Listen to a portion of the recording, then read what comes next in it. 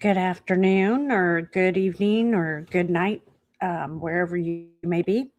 Welcome to Truly Sinister. My name is Wendy, and tonight we're going to get right into Turtle Boy, Aidan Kearney, the independent award winning journalist's motion to dismiss the defamation case against him and Karen Reed by the should have been defendants or the Haas defendants, whichever you want to call them. So stick with me and we will be right back.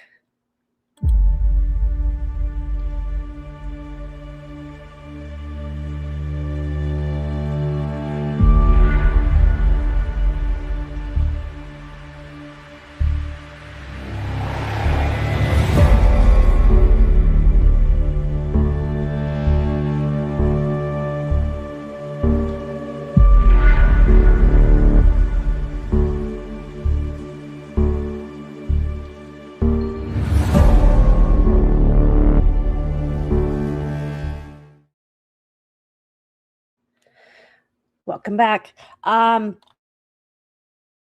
second, let me fix my camera.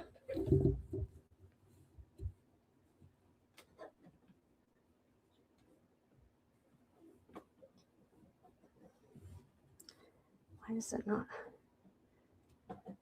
Okay, well, that's gonna have to do, I guess. Anyway, like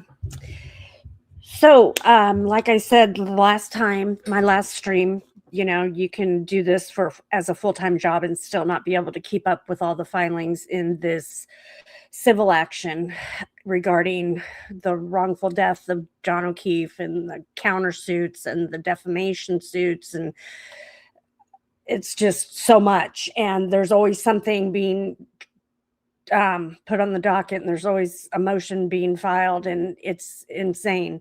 There's been a number of hearings in the last week, for all of the cases. Turtle Boy has a hearing for his criminal witness intimidation case on Monday, I believe, in Stoughton. So, I mean, I don't know how they keep track of it all, but it's insane. I don't know. I mean, if you work full time, there's no way to keep up on it all. So I'm doing my best. And I hope that's good enough for you guys. If not, please don't be afraid to criticize in the comments. Just don't, string me up. I mean, be polite about it. I'm always open to constructive criticism, but don't slit my throat or anything. I mean, you can do it politely and it would be much appreciated. While we're on that subject, don't forget to like and subscribe. I'm trying to build my channel and it's slowly but surely building. I don't want to complain because, I'm grateful for those of you that have subscribed, but I would be lying if I said that I was hoping it would grow a little faster. And I realize that I'm not the best host either. I mean, I'm learning. It's a learning work in progress. So I'm trying, and I hope you guys appreciate that. So we're going to get right into his motion to dismiss.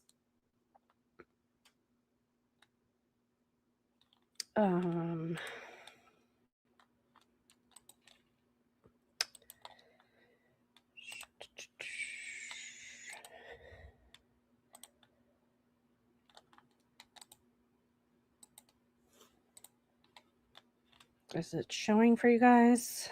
Okay. So,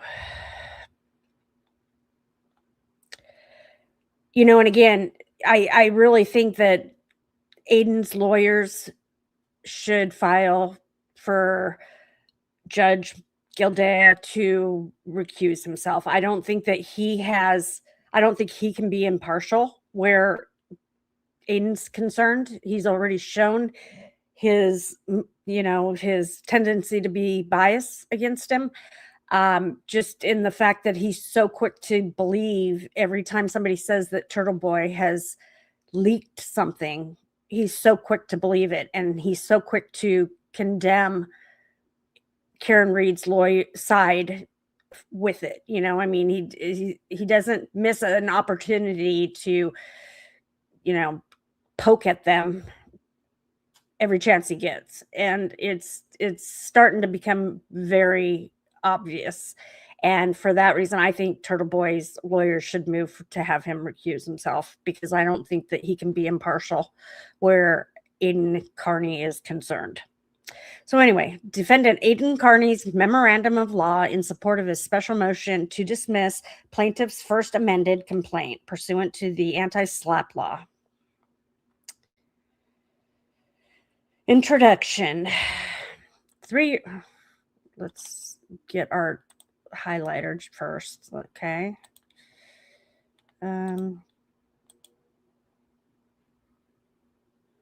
Okay. Introduction. 3 years ago, defendant Aidan Kearney, an independent journalist and online content creator, began writing articles, publishing videos, and leading protest activity over the prosecution of Karen Reed for murder. Convinced that Reed had been framed for killing her boyfriend, Boston police officer John O'Keefe, Kearney enlisted members of the public that the charges be dismissed, that responsible law enforcement officials be held accountable, and that the Commonwealth instead charge plaintiffs Brian Albert, Jennifer McCabe. It's so weird to be calling them plaintiffs.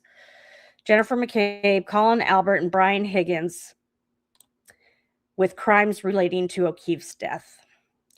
Kearney's brash mix of activism, advocacy, and investigative reporting brought national attention to this little noticed case, leading to the remarkable quote-unquote Free Karen Reed movement.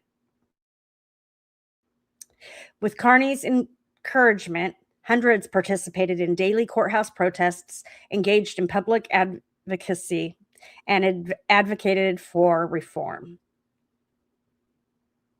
Kearney's relentless activism made it impossible for people not to know about the case. Yeah, nobody really knew about it. The mainstream media definitely wasn't reporting on it. They didn't want to touch it with a 10-foot pole. Remember, King David Yannetti told us that. He said he tried to reach out to a journalist that he knew, and his journalist friend told him, dude, you're not going to find anybody to touch this case. Well, he did. Plaintiffs have now sued Kearney for his speech and activism around the O'Keefe killing and the Karen Reed case.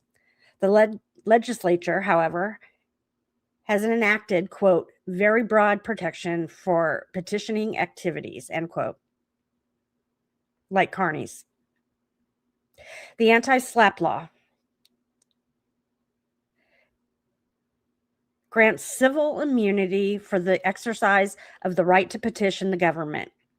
Its protection extends not only to statements made directly to government bodies, but those made, quote unquote, in connection with ongoing judicial proceedings, and statements, quote, reasonably likely to enlist public participation, end quote, to effect governmental consideration.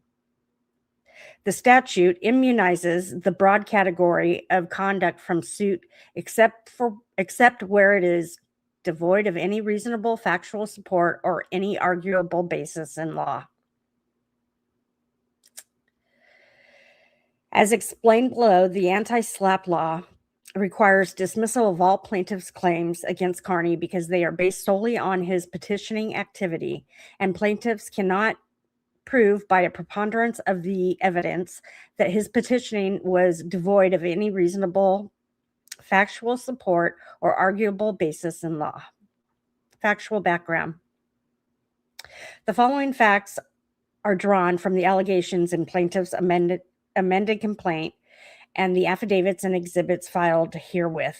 Footnote 1.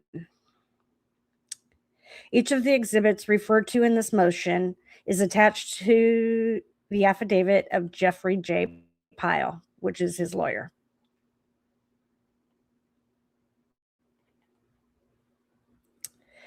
Unlike a motion to dismiss for failure to state a claim under mass, and it gives the statute, a court faced with an anti-SLAPP motion shall consider supporting and opposing affidavits stating the facts upon which the liability or defense is based.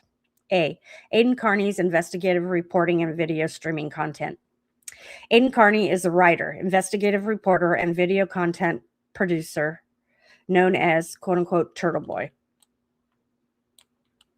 For the last 13 years, he has published a widely read website currently titled TB Daily News. He also publishes live-streamed video content. Some of Kearney's best-known work has involved police misconduct. In October 2017, for example, Kearney was the first to report that state police officials had ordered a state trooper to omit incriminating information about the daughter of a district court judge from an official arrest report. Worcester, I know that's wrong, but I can't say it like you guys say it. DA's office, state police communicated about scrubbed Ali Bibaud.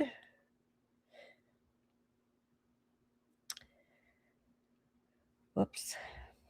Noting that Kearney's blog, then called Turtle Boy Sports, was the blog that broke the story of the altered report. Kearney's reporting resulted in the resignations of State Police Colonel Richard McKeon and Deputy Superintendent Francis Hughes.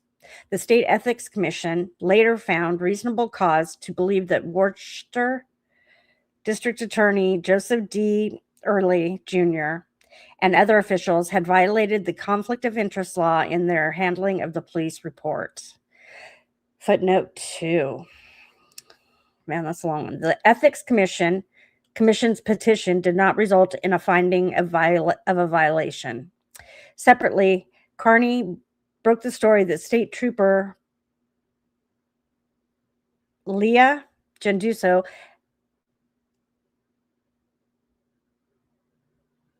had been hired. What? We're not talking about her yet, are we? Just one second. I'm sorry.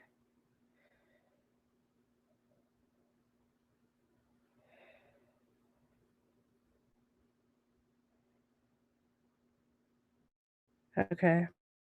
I don't know. Okay. Sorry. That Trooper Leah Genduso had been hired by Massachusetts State Police despite having previously participated in a marijuana trafficking operation, and that she may not have disclosed the information on her application. Scandal Scar Massachusetts State Police, WAMC Northeast Public Radio, March 23rd, 2018, noting that the blog Turtle Boy Sports reported that years before she was hired, Genduso had been charged in a massive federal drug investigation. She escaped prosecution by agreeing to testify against co-conspirators.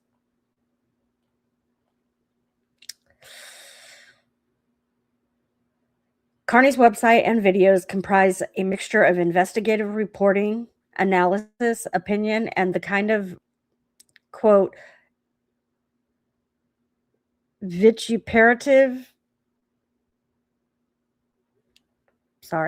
abusive and inexact, end quote, language that is a hallmark of political speech under the First Amendment. Like many other media outlets, TB Daily News features advertising. Kearney also requests donations and sells merchandise to support his work. B. Kearney publishes articles and videos about the Karen Read case. Plaintiffs allege that in April of 2023, Kearney began receiving information through an intermediary from Karen Read, the defendant in a pending murder case in Norfolk Superior Court. And that intermediary would be Natalie the German. Just one second.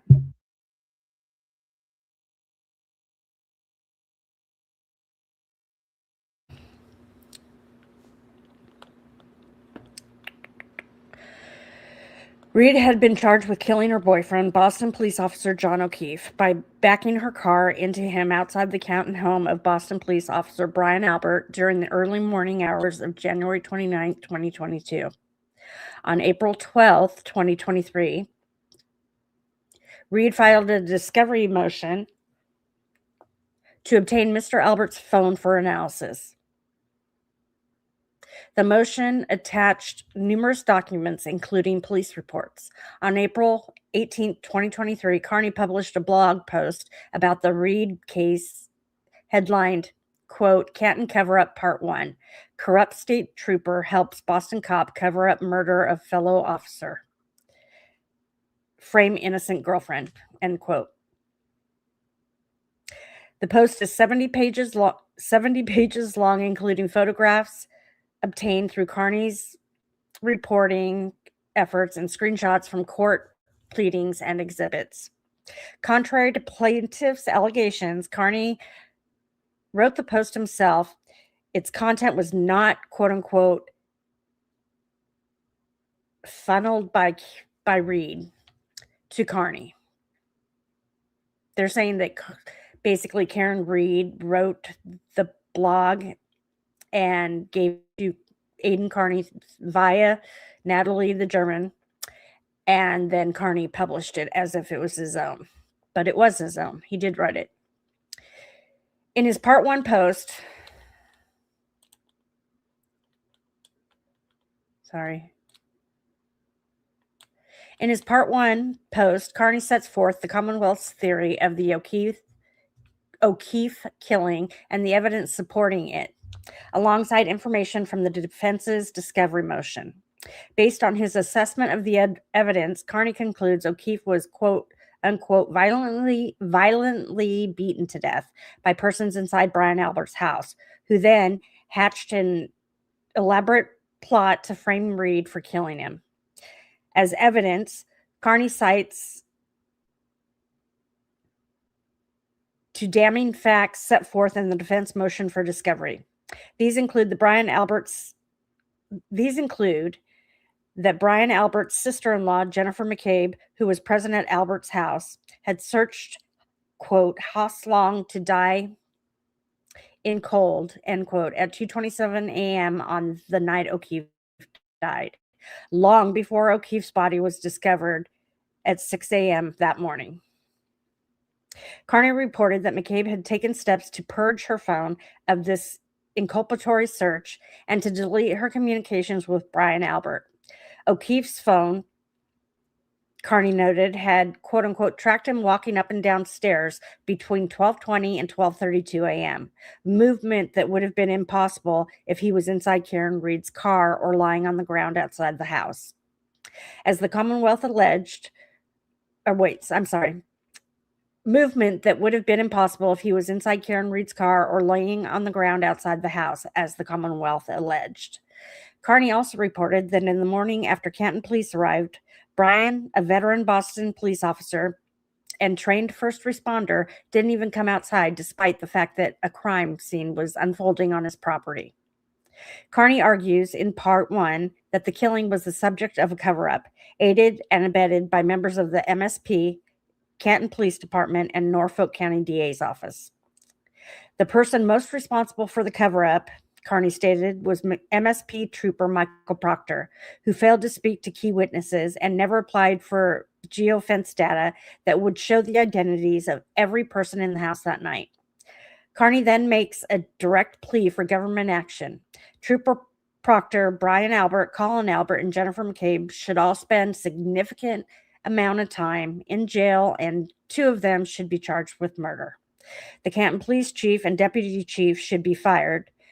Every other person in that house should be charged with obstruction of justice, as they witnessed a crime and never reported it. And these are all opinions of Aidan Kearney's, which is freedom of speech.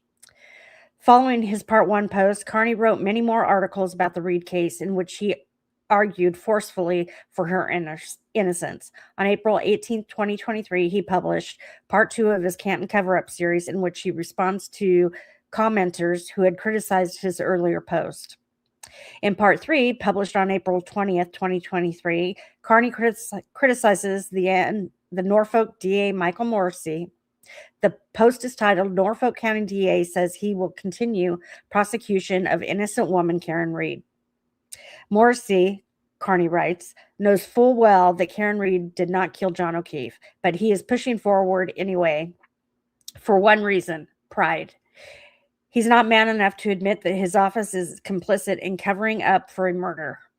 Every minute wasted on the prosecution of Karen Read is time, money, and resources that could be spent investigating and charging the people who killed John O'Keefe. It is an absolute joke and a disgrace that this politically connected hack of a DA is pursuing this. He should resign immediately and hand over this case to a competent individual.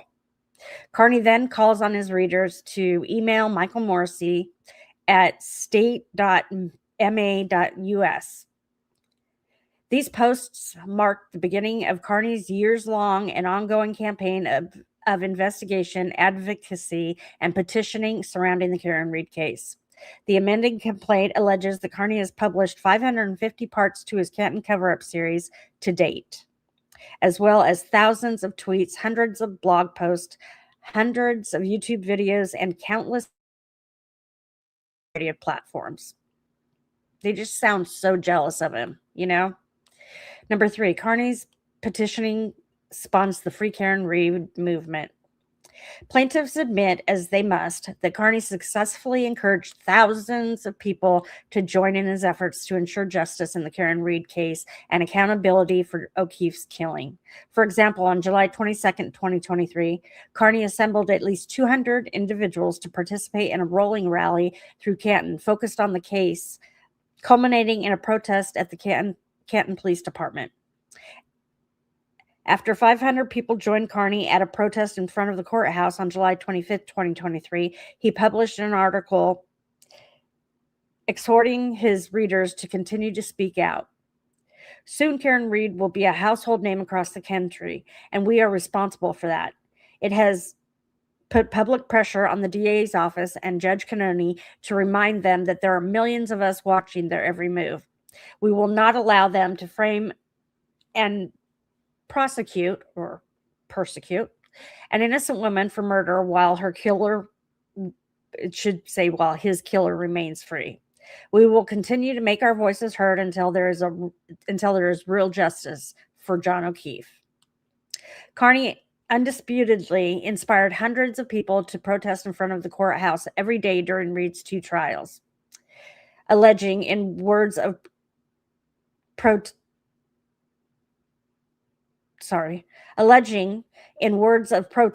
that Turtle Boy was the reason there were people outside the courthouse every single day, chanting Free Karen Read and wearing pink as a symbol of their support.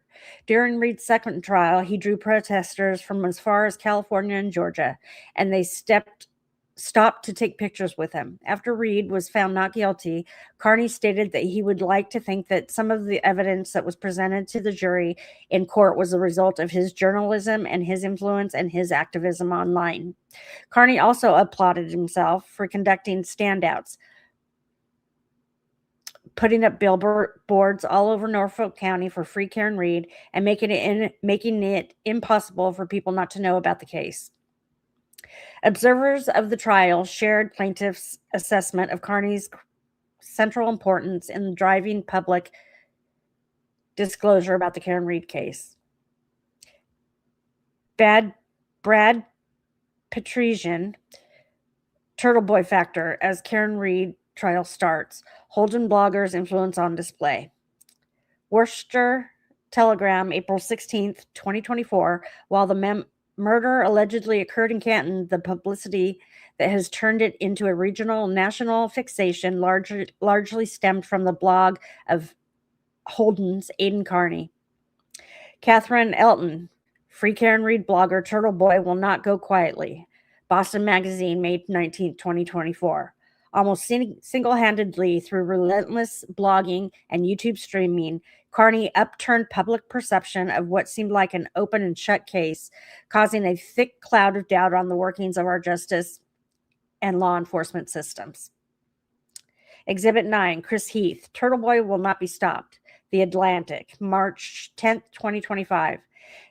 There's a solid argument that the whole public discourse around the trial, not just the heightened interest in it, but the galvanizing of a small movement of people committed to defending Reed against what they believe was an imminent injustice, was catalyzed mainly by Kearney's interventions. Participants in the Free Karen Reed protests agree. Exhibit 10, Affidavit of Rita Lombardi. Exhibit 11, Affidavit of Paul Cristoforo. Number 4, Kearney's writings lead to a Canton special town meeting and an audit of the Canton Police Department. Kearney's activism did not just inspire protest. It encouraged Canton residents to propose, vote for, and implement a measure to bring increased oversight to the Canton Police Department. In direct response to Kearney's coverage, residents began to speak up at meetings of the Canton Select Board to raise questions about the honesty and professionalism of the Canton Police Department and to question the actions of Select Board member Chris Albert, the brother of Brian Albert. He didn't run for Select Board until after John O'Keefe was killed, which seems to be a little coincidental, we all think.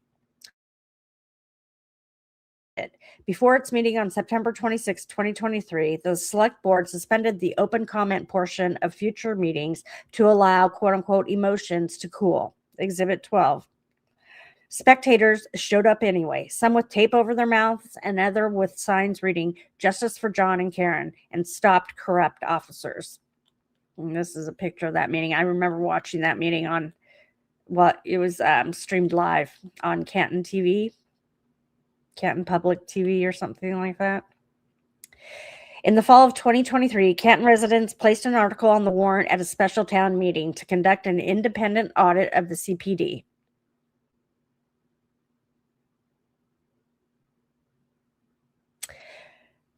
Footnote 4, on October 27, 2023, in response to the criticism fomented by Kearney's reporting, the Canton Select Board announced that it would conduct 2 reviews of the CPD's operations, one examining the department's policies and procedures and the other auditing its evidence room. According to the Canton Citizen, both reviews have been the subject of numerous resident requests at Select Board meetings following the death of the former Boston police officer John O'Keefe. I don't know why they call him former police officer, because he was still a police officer when he was killed. So in my mind, he's still a police officer. A Select Board member stated at the meeting, quote, "We have heard the individual concerns of our residents." Yeah, but that was a hoax. That was a shit show. Sorry.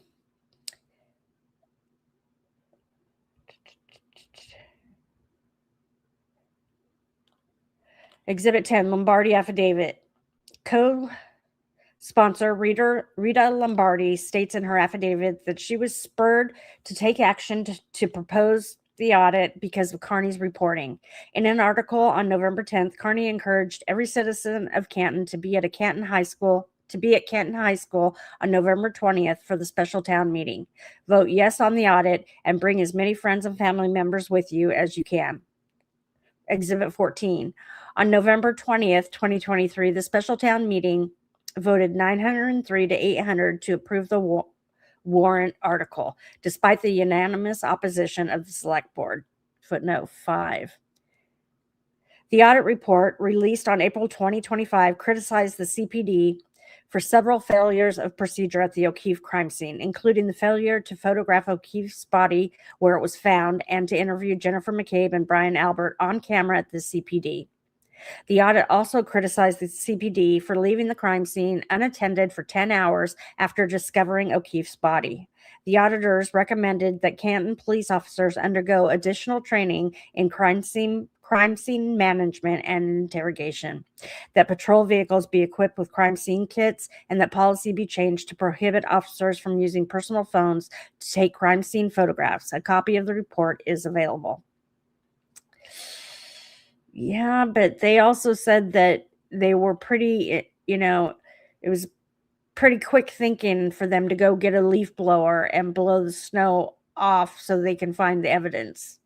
So I'm not sure I really put too much I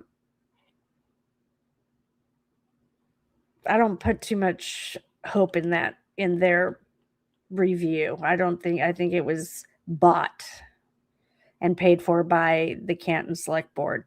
That's just my opinion. There's no proof of it. I just feel like they weren't criticized enough for their inactions in the John O'Keefe case. And any other police department that has spoken on it is appalled at the way they conducted this investigation. So the fact that the audit doesn't, appear to be that shocked or that appalled by their actions or inactions tells me that they were told not to find too much wrong with it, in my opinion. Number 5, each of the articles and videos identified in plaintiff's amended complaint was part of Kearney's petitioning campaign. In their amended complaint, plaintiffs identify 37 allegedly defamatory publications that Kearney published about them, consisting of 14 written statements and 23 allegedly defamatory videos. A list of the articles and posts identified as defamatory is set forth as Exhibit 16 to the affidavit of Jeffrey J. Pyle. The written publications that plaintiffs identify as defamatory are attached to the Pyle affidavit as Exhibits 3 through 4 and 17 through 28. The videos identified as defamatory in the amended complaint as defamatory total approximately 58 hours. Are you going to make the judge watch that much? Certain petitioning related segments of these videos are summarized in a chart attached as to the Pyle affidavit as Exhibit 29 with available hyperlinks to the videos. Each of the allegedly defamatory publications of which plaintiffs complain was part of Kearney's campaign to ensure that justice was served in the Karen Read case and to encourage the prosecution of plaintiffs for crimes related to John O'Keefe's death. They further those goals in several ways. One, by reviewing the evidence of Read's innocence and plaintiff's guilt in O'Keefe's killing.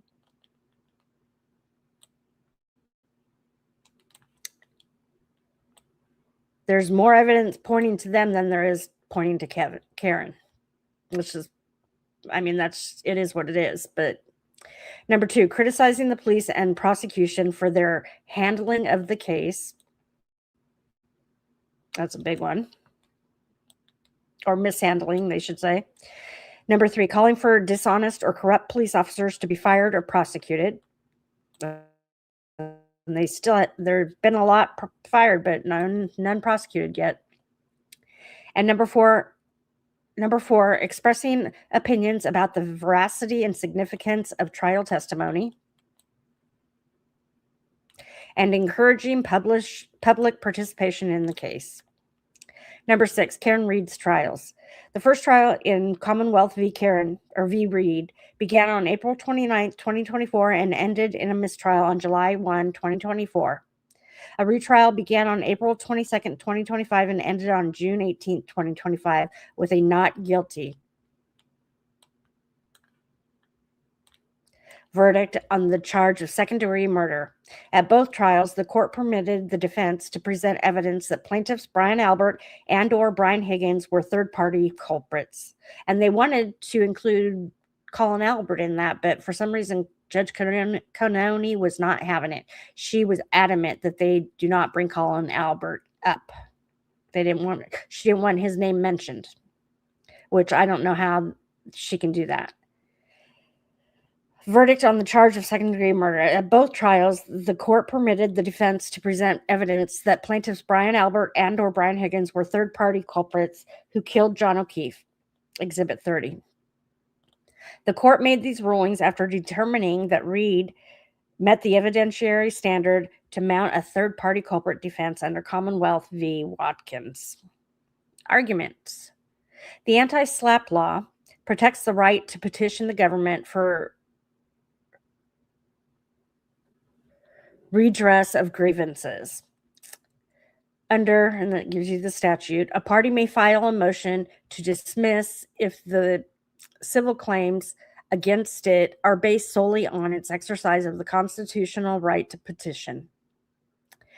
The statute provides powerful procedural protections, say that 10 times real fast, requiring the speedy dismissal of such claims unless the targeted petitioning was devoid of any reasonable factual support or any arguable basis in law.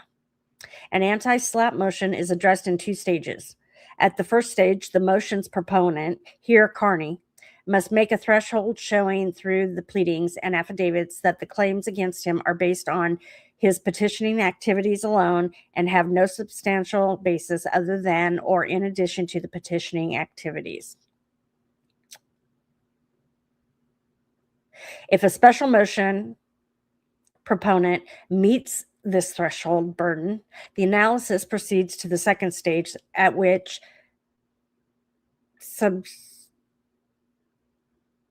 Statute 59H requires allowance of the motion unless the special motion opponents plaintiffs show. If a special motion proponent meets this threshold burden, the analysis proceeds to the second stage.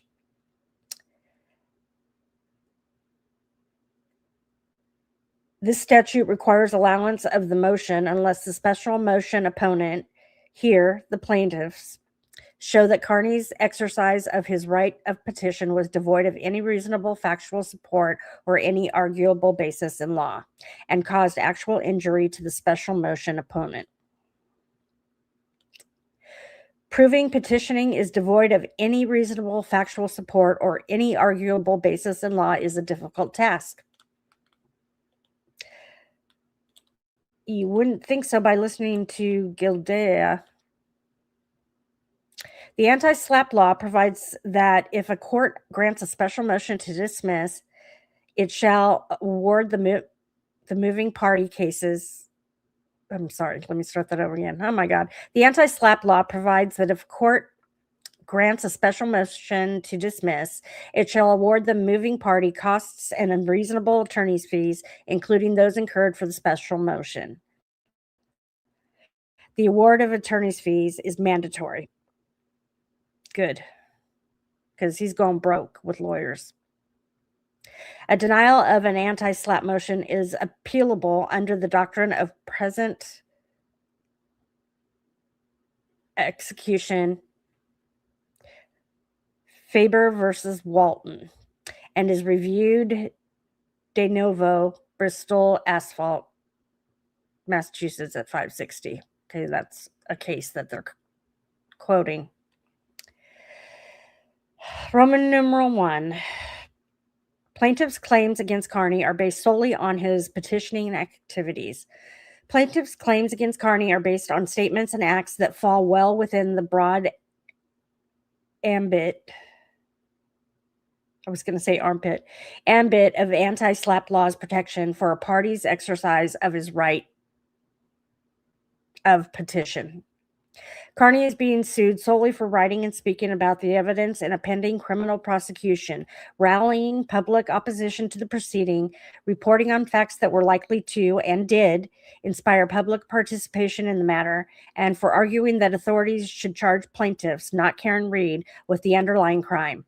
All of that conduct is protected petitioning activity. The definition of a party's exercise of its right of petition in the anti-SLAPP law is very broad. Very broad. They keep saying that. So, Judge Goodell, pay attention to that. Quit trying to make it so narrowly fit.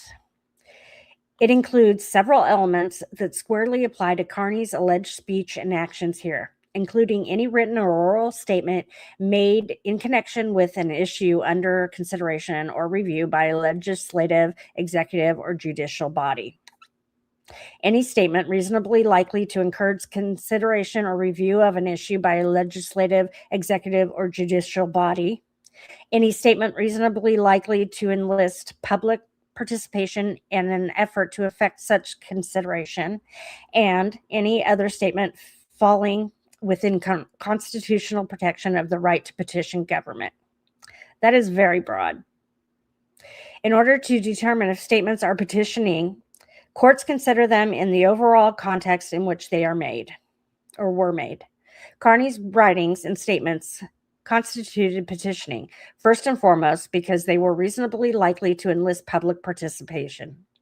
Concerning the O'Keefe killing and the Karen Reed prosecution, Kearney identified what he believed to be a massive travesty of justice, explained in detail the reasons for that conclusion, and inspired his, quote, hundreds of thousands of followers, end quote, to take action to stop it, including by emailing and protesting against D.A. Morrissey and the police, protesting at the courthouse, and participating in public standouts against the prosecution. The Supreme Judicial Court has squarely held that speech and advocacy designed to foment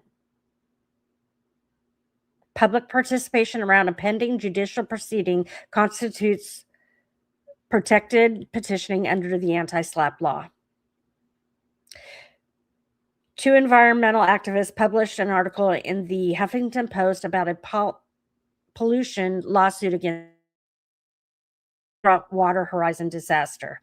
The activists wrote that an expert consultant for BP, Aidan Kearney, has a long and, on at least one occasion, fraudulent history of defending big polluters using questionable ethics to help their clients avoid legal responsibility for their actions. Aidan Kearney sued the activists for defamation, and the SJC held that the case had to be dismissed under the anti-SLAPP law. The activists' article, the court held, was protected petitioning activity because it was published to influence governmental bodies by increasing the amount and tenor of coverage around the environmental consequences of the spill, and included an implicit call for its readers to take action. Given this, the article fits squarely within the second clause, any statement reasonably likely to enlist public participation. How we doing? I need to take a drink, so just 1 second.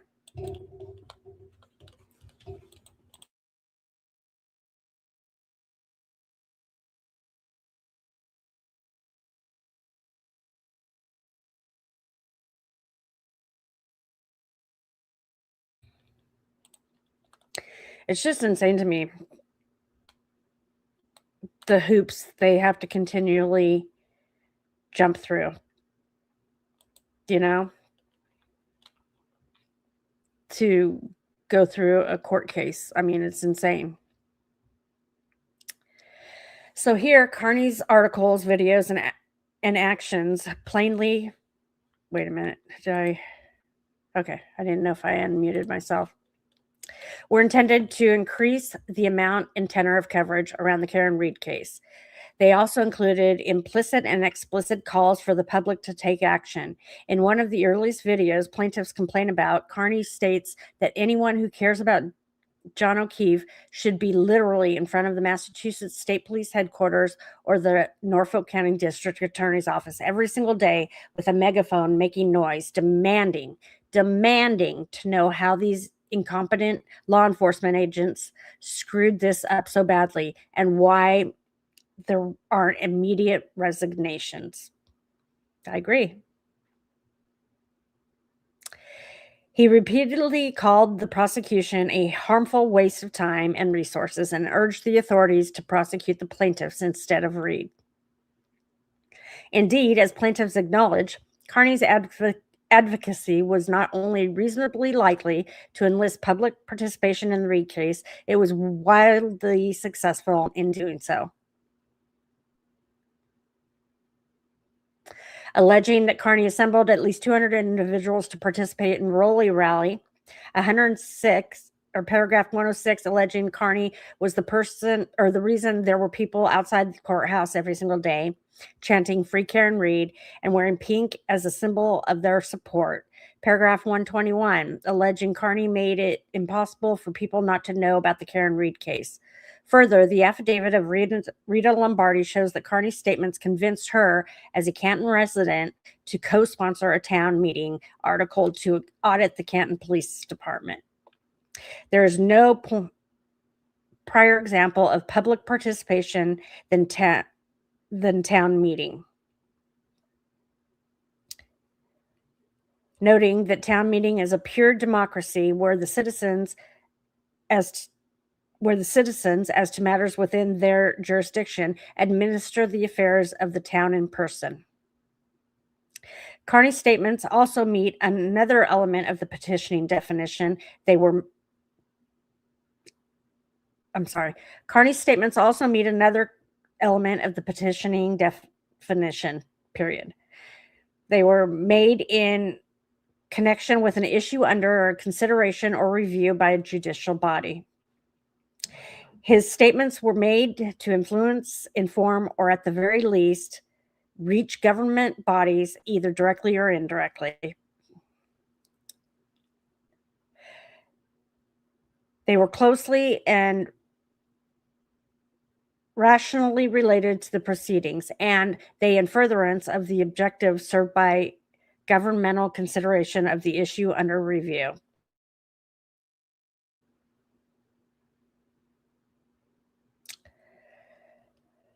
Okay, that's talking about the case they were quoting. The statements by Kearney identified in the amended complaint were made after Reed had been charged with murder. They related to the case. They all were in furtherance of the objectives of ensuring justice in the case and securing the indictment of one or more of the plaintiffs for the O'Keefe's killing, and they all were made to influence or at least reach judicial and executive officials, either directly or through a participation by other members of the public. As Kearney wrote on his website early on, the public advocacy campaign was intended to put public pressure on the DA's office and Judge Kearney to remind them that there are millions of us watching their every move. We will not allow them to frame and prosecute an innocent woman for murder while her killers remain free. We will continue to make our voices heard until there is real justice for John O'Keefe. In their amended complaint, plaintiffs alleged that Kearney continued to make statements accusing plaintiffs of crimes related to the death of John O'Keefe after Reed was exonerated. These statements, too, meet the anti-SLAPP law's definition of petitioning because of their continued likelihood of enlisting public participation and because they are reasonably likely to encourage consideration or review of an issue by an executive body. There is no statute of limitations for murder, and the O'Keefe killing remains within the 6-year statute of limitations for manslaughter. Kearney's continued statements accusing the plaintiffs of having killed O'Keefe are thus reasonably likely to encourage the investigation or filing of charges against them. Indeed, in one of the videos plaintiffs identify as defamatory, Kearney states that he hoped the jury's unanimous acquittal of Reed would mean that, quote, all of us can unite and demand that the Alberts and McCabe's and Brian Higgins be held accountable for what they did to John O'Keefe, end quote. This is quintessential petitioning activity. In a vain attempt to distract from this conclusion, plaintiffs allege that Kearney had a commercial motive and profit model behind his statements. However, the motive behind the petitioning activity is irrelevant at this initial stage of the anti-SLAPP test. Instead, the focus solely is on the conduct complained of. As the SJC has recently re-emphasized, a party may seek to invoke the powerful protections of the anti-SLAPP statute to protect speech, even if it involves a commercial motive. With only a limited relationship to issues of public concern, and that's Bristol Asphalt. As such, allegations about Kearney's profit motive are irrelevant. Roman numeral 2. None of the plaintiff's claims against Kearney has any substantial basis other than petitioning activity. Although plaintiffs make a number of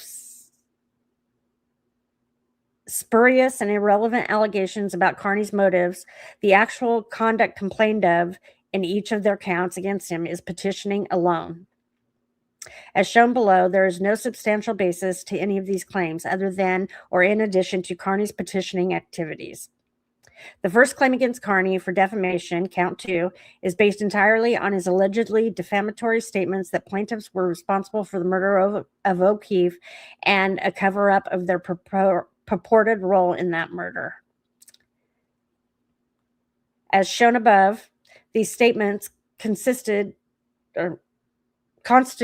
the exercise of Kearney's high right to petition because they were reasonably likely to and did enlist public participation. Boy, did it. In putting pressure on prosecutors to drop the case against Reed and to charge the plaintiffs instead, and were made in connection with an issue under consideration by a judicial body. The overall context in which they were made, moreover, shows that they were intended to ensure justice in the case and bring about the prosecution of the plaintiffs. Accordingly, the defamation claim is based on petitioning alone. In their count of civil conspiracy, plaintiffs allege that Kearney and Reed agreed to defame the plaintiffs and inflict emotional distress on them by publishing information suggesting that Reed was innocent and that the plaintiffs were guilty. An agreement carried out by Reed funneling information to Kearney for publication. In other words, plaintiffs allege that defendants conspired to publish statements implicating the plaintiffs in the killing, period. As explained above, such statements were reasonably likely to enlist public participation around the case and to encourage authorities to bring charges against the plaintiffs. This count thus targets petitioning activity alone. Plaintiffs' emotional distress counts, count 5 and 8, essentially duplicate their defamation claim. In both counts, plaintiffs complain of Kearney's acts of publishing statements accusing plaintiffs of crimes, acts that constitute petitioning activity as explained above. Kearney broadcasted his campaign of outrageous and false statements about the plaintiffs. Count 8. Kearney's campaign of outrageous, cruel, and malicious lies created an unreasonable risk of causing the plaintiffs severe emotional distress.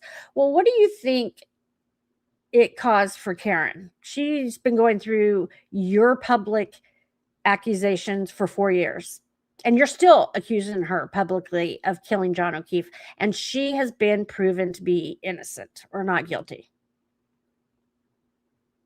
Can you prove your innocence? Because she can. Where a defamation count is based solely on petitioning, the same must be true for emotional distress claims based on the same statements. Dismissing plaintiff's claim for negligent infliction of emotional distress, where it grows out of the same nucleus of operative facts that spawn her defamation claim. Plaintiffs cannot avoid the conclusion by pointing to their allegations that Kearney engaged in extreme and outrageous conduct, because even cursory scrutiny of these allegations show that they identify only petitioning.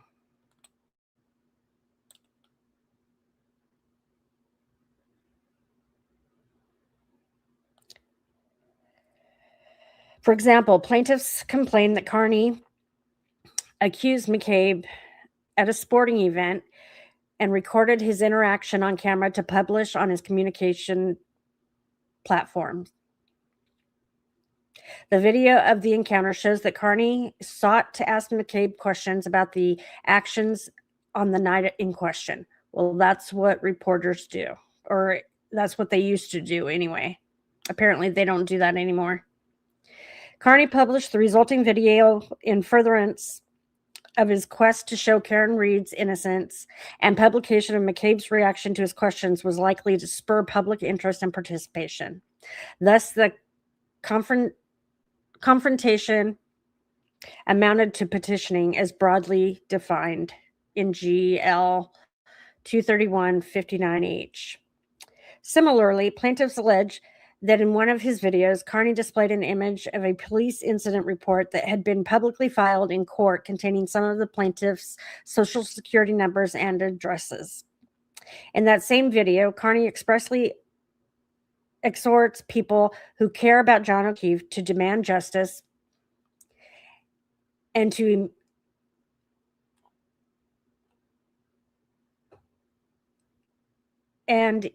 immediate resignations in the MSP and Norfolk County District Attorney's Office over the case. Likewise, the amended complaint alleges that Kearney engaged in extreme and outrageous conduct by leading peaceful protesters in cars through public streets of Canton in a rolling rally to bring awareness to the case, a rally that ended in a protest in front of the Canton Police Department. And don't forget that the chief of police in Canton, or the acting chief, the interim chief, knew about the rolling rally. In fact, they placed cameras throughout the city to keep their eye on the rolling rally. And they chose not to stop it. They chose not to put a stop to it. So for them to now bring charges of witness intimidation secondary to the rolling rally,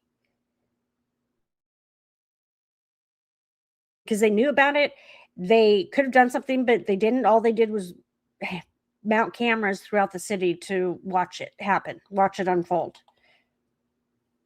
What the fuck?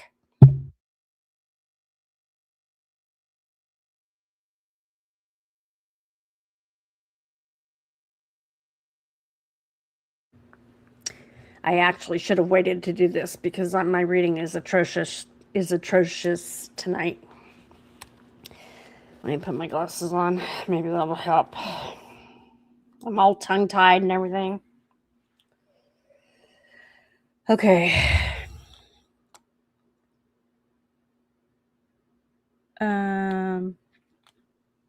As Kearney stated at the time, the rolling rally came in the context of his effort to put public pressure on the DA's office and Judge Kearney not to frame and prosecute an innocent woman. To put public pressure on the DA's office and Judge Kearney not to frame and prosecute an innocent woman for murder while her killers remain free. He keeps saying her killers, and it's not her killers. She wasn't killed. He was. Remain free. Quintessential petitioning conduct. Exhibit 6. Such an assembly plainly could be expected to foment further public participation. Plaintiffs vaguely complain. Just one second. My glasses are filthy.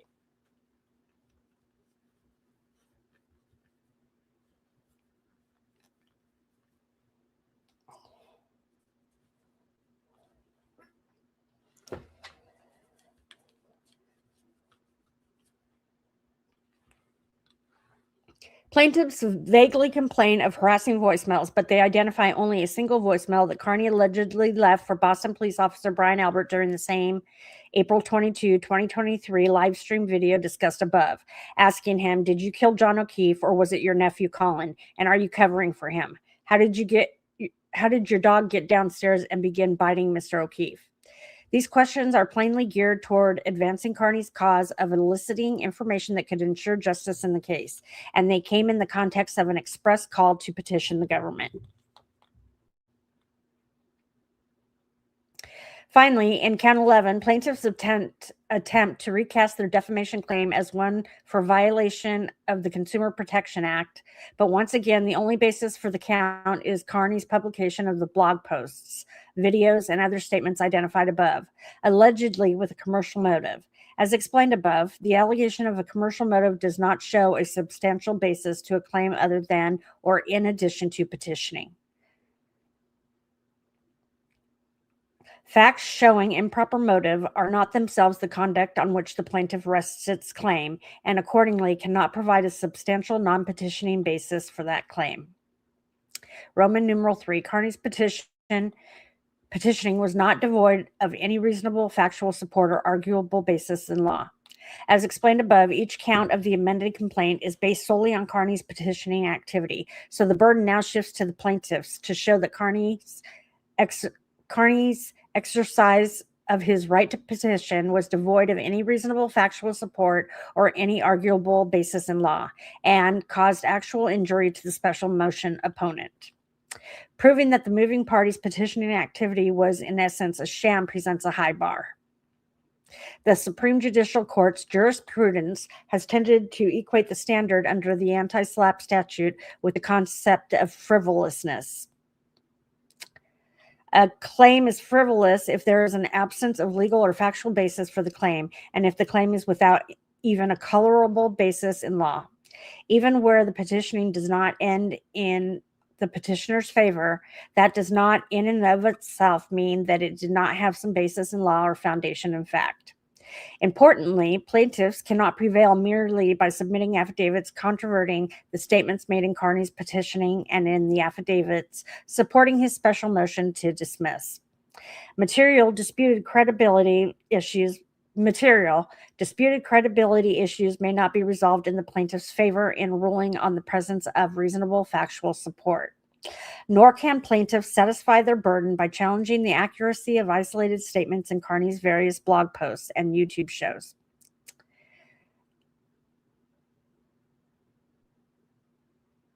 Under Statute 59H, the question is not whether each and every assertion made in the course of petitioning activity has reasonable factual support, but whether the special motion proposed itself was devoid of any reasonable factual support.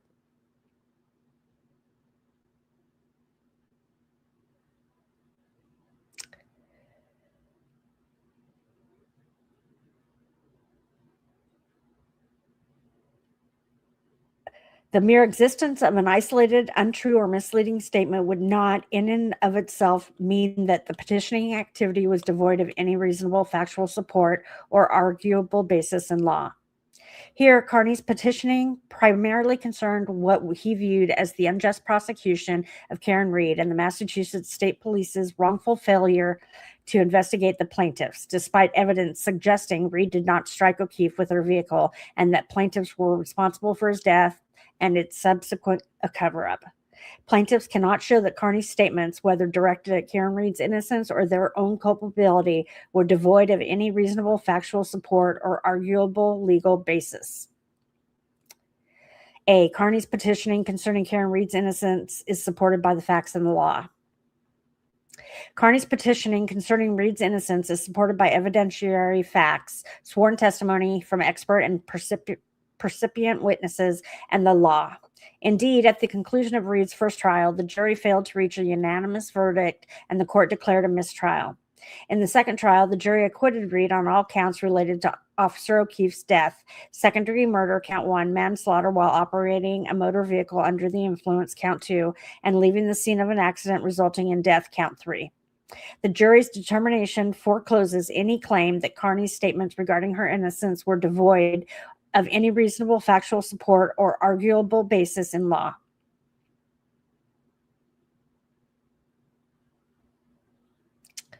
Then it quotes some cases. It is not enough for plaintiff to show that defendant's alleged petitioning activity was based on an error of law. He must show that no reasonable person could conclude that there was a basis in law for his position. There is, moreover, extensive factual support for the jury's acquittal of Reed and Kearney's statements concerning her innocence. As Kearney repeatedly explained, Reed could not have caused O'Keefe's injuries by striking him with her vehicle. Rather, the evidence at trial pointed to a physical altercation. Kearney's statements that O'Keefe's injuries could not have been caused by Reed's vehicle are supported by extensive expert testimony, including but not limited to the following.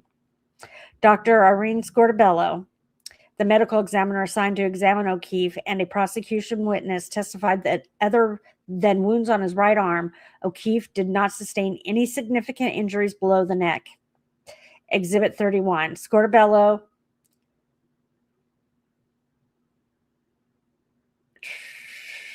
trial, I guess, at 18/14/21.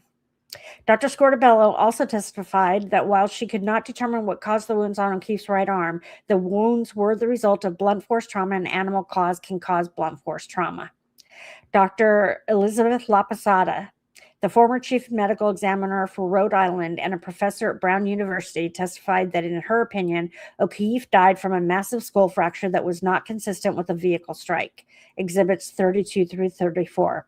She further testified that due to the abrasions on the back of O'Keefe's head, the injury was most likely caused by falling backward onto something that had a little ridge, and that she saw no evidence of any such ridged surface at the location of O'Keefe's body, at the location where O'Keefe's body was found.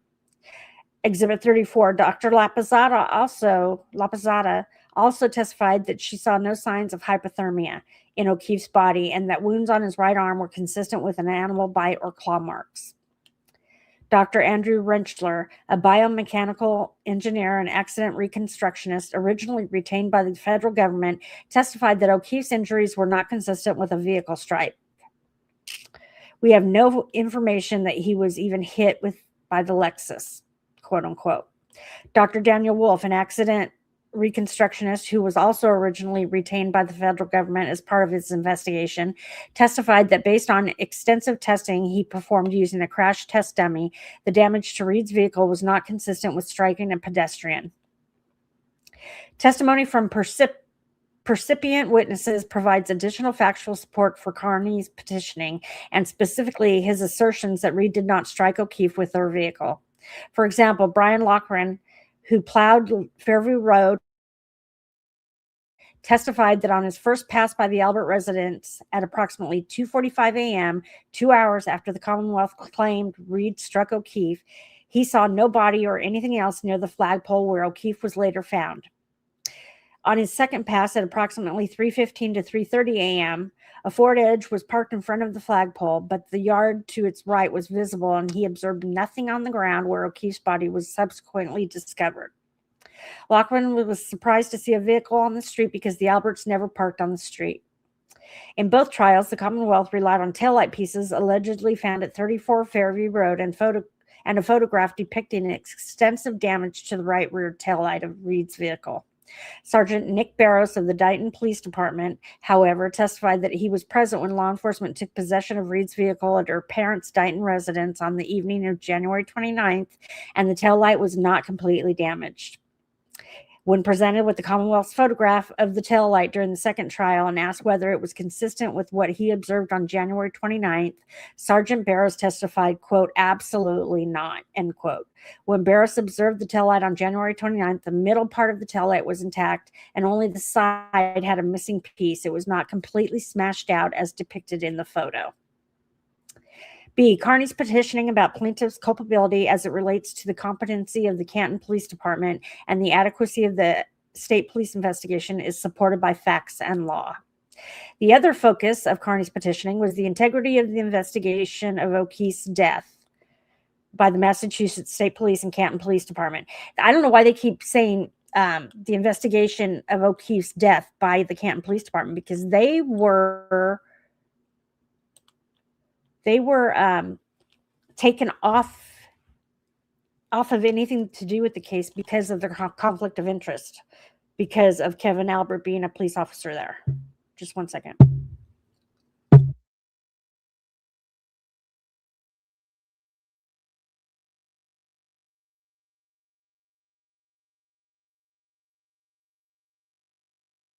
Just one second. Just one second.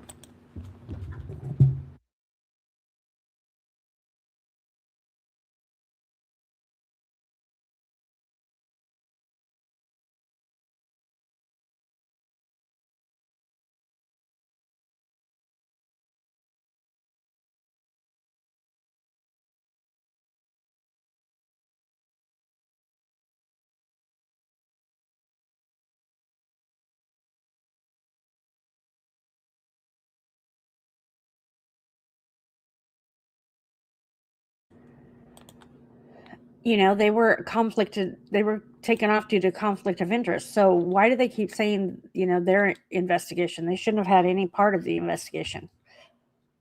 I mean, they did, and they, you know, that's a problem. But anyway, including their failure to investigate whether plaintiffs were responsible for the killing. As with Kearney's petitioning about Reed's innocence, His petition about plaintiff's responsibility for O'Keefe's death is not devoid of reasonable factual support or arguable legal basis. As a threshold matter, O'Keefe's body was found on Brian Albert's property at 34 Fairview Road, where each of the plaintiffs had been drinking into the early morning hours of January 29th. If Reed did not cause O'Keefe's injuries by striking him with her vehicle, and as set forth above, there's substantial evidence that she did not, someone else caused his fatal injuries, and it is reasonable to infer that those present at the Albert home that evening were responsible, particularly given expert testimony that O'Keefe's injuries are inconsistent with being struck with being struck by a car. There is also evidence from which a reasonable person could infer that each of the plaintiffs had a role in causing O'Keefe's injuries or participating in a cover-up to conceal the true cause of O'Keefe's death. I, Jennifer McCabe. At 2:27 a.m. on January 29th, just a few hours before O'Keefe's body was discovered, McCabe Googled "Haas Long to die in the cold." McCabe admitted at trial that a forensic report of her phone data stated that the 2:27 a.m. search was later deleted. If you have nothing to hide, you don't go around lying about everything and deleting everything. I mean, every single one of these witnesses, quote unquote witnesses, got caught in one or more lies while they were testifying in Karen Reed's first trial and second trial.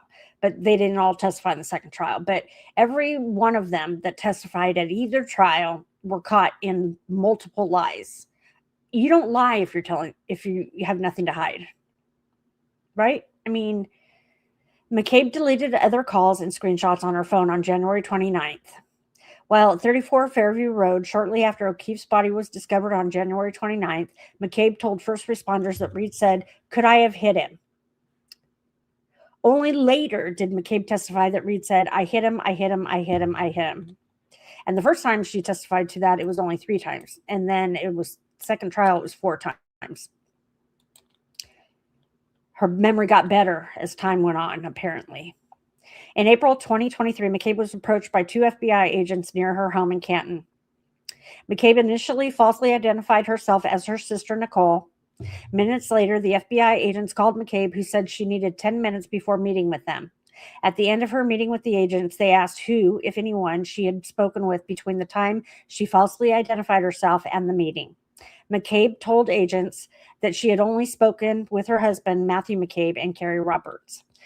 Following the meeting, McCabe was told that lying to a federal agent is a crime, and she called the FBI agents and told them that in the minutes before her meeting with them, she had also called Brian Albert, among others, to Brian Albert. As set forth above, the court allowed Reed to present evidence at the trial related to Albert as a third-party culprit. At the time of O'Keefe's death, Brian Albert was a Boston police officer and a trained boxer. When O'Keefe, a fellow Boston police officer, was found dead on his front lawn on the morning of January 29th, Albert, a trained first responder, did not exit his home. Albert told Canton police that his daughter, Caitlin Albert, was only briefly at his home on January 29th and left around 12:15 a.m. Caitlin later told Massachusetts State Police that she was actually the last to leave that evening and left around 2 a.m. At trial, Caitlin and her parents, Brian Albert and Nicole Albert, confirmed that she was the last to leave between 1:45 and 2 a.m. Albert testified that he did not make any calls after guests left his house on January 29th, but call logs show a call between him and Brian Higgins at 2:22 a.m. on January 29th. According to Albert, that call was the result of a butt dial, and he could not have possibly held a telephone call because he was having intimate relations with his wife. That testimony is inconsistent with his wife's testimony that she went to bed shortly after their guests left. On September 23rd, 2022, the Superior Court issued a preservation order to Brian Albert requiring that he preserve the contents of his cell phone. At trial, Albert testified that on September 22nd, the day before the preservation order, he turned in his cell phone and purchased a new one. Albert's dog Chloe. At the time of O'Keefe's death, the Alberts owned a German Shepherd named Chloe, who was present at the home on the evening of January 28th. As Nicole and Brian Albert testified at trial, Chloe had a history of aggression, and in May 2022, the dog injured a person who was trying to break up a fight between Chloe and another dog. Reed's dog bite expert, Dr. Marie Russell, testified that the wounds to O'Keefe's right arm were likely caused by a dog. Dr. Laposada similarly testified that the wounds were consistent with animal bites or claw marks, and the medical examiner, Dr. Scortabello, testified that the wounds were caused by blunt force trauma and that a dog's claws can cause such trauma. Shortly after O'Keefe's death, the Alberts rehomed Chloe, claiming that it was due to the incident in which she harmed a person more than 7 months prior to O'Keefe's death. Brian Higgins. The court allowed Reed to present evidence at trial related to Brian Higgins as a third-party culprit. At trial, text messages were introduced establishing that Higgins had a romantic interest in Reed and that on the night of January 28th, he expressed to Reed frustration at seeing her with O'Keefe. Despite admittedly drinking for most of January 28th and into the early morning hours of January 29th, Higgins did not drive straight home from the Alberts' house. Instead, in the middle of a snowstorm, he visited the CPD, period. At various times, Higgins gave different reasons for why he visited the CPD in the middle of a snowstorm. For example, he first told police he went to do administrative work. Then he told the grand jury that he went there to move cars around. Higgins testified that he did not talk to anyone after leaving the Alberts' house and being notified of O'Keefe's death later in the morning of January 29th. However, telephone records established that he and Brian Albert had a 22-second phone call at 2:22 a.m. Like Brian Albert, Higgins was served with an order to preserve the contents of his cell phone on September 23rd. He testified that similar to Albert, he changed phone carriers and phone numbers the day before. About 1 month later, in October 2023, Higgins disposed of his phone at a military base on Cape Cod. Colin Albert. Colin Albert lived next door to O'Keefe. Colin Albert was at 34 Fairview on the evening of January 28th, celebrating his cousin Brian Albert Jr.'s birthday. He claims to have left at 12:10 a.m. on January 29th. At trial, Reed presented photographic evidence showing that on February 26, 2022, Colin Albert had scabbed knuckles. Colin claimed that he sustained the injuries to his knuckles when he slipped and fell and braced himself with his knuckles. Evidence at trial also established that Colin Albert had a history of violent threats, including a video in which he threatened members of an area youth hockey team. In short, plaintiffs have no hope of demonstrating that Kearney's petitioning to establish Reed's innocence and plaintiff's culpability in the killing of John O'Keefe was devoid of reasonable factual or legal support. Accordingly, Kearney's anti-SLAPP motion must be allowed. An award of reasonable attorney's fees and costs to Kearney is mandatory. The anti-SLAPP law provides that if the court grants a special motion to dismiss, the court shall award the moving party costs and reasonable attorney's fees, including those incurred for the special motion. Once a court grants a special motion to dismiss under whatever statute, the award of attorney's fees is mandatory. Accordingly, Kearney requests that upon allowance of a special motion to dismiss, the court set forth a schedule for him to submit an appropriate application for attorney's fees and costs. Conclusion. For the foregoing reasons, Aidan Kearney respectfully requests that the court allow his special motion to dismiss and that he be awarded his reasonable attorney's fees and costs incurred in this action. Love and hugs. That seemed to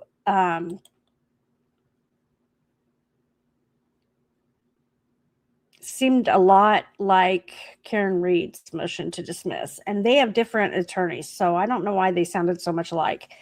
I hope I didn't read this one already, because that would really piss me off if I did a live and was repeating